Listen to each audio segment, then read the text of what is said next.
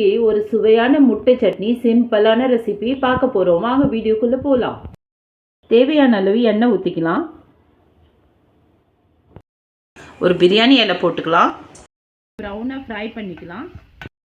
பாதி வெங்காயம், 2 லவங்கு, 1 இலாச்சி, 1 துண்டு பட்டை, 1/4 ஸ்பூன் சீரகம், 1/4 ஸ்பூன் சோம்பு, ஒரு சின்ன துண்டு தேங்காய் எல்லாத்தையும் நல்லா மையாக அரைச்சி எடுத்து எண்ணெயில் மிக்ஸ் பண்ணிக்கலாம்.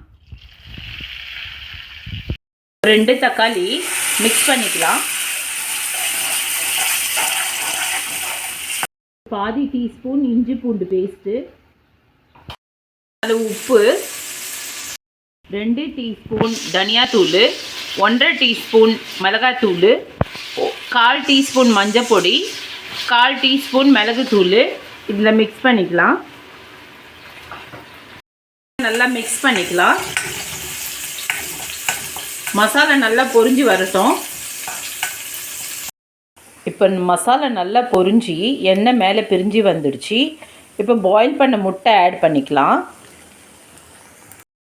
பாருங்கள், முட்டை சட்னி ரெடி ஆகிடுச்சு. ஒரு 2 பச்சை மிளகாவை கீரி ஆட் பண்ணிக்கலாம். தேவையான அளவு கொத்தமல்லி போட்டுக்கலாம். முட்டை சட்னி ரெடி.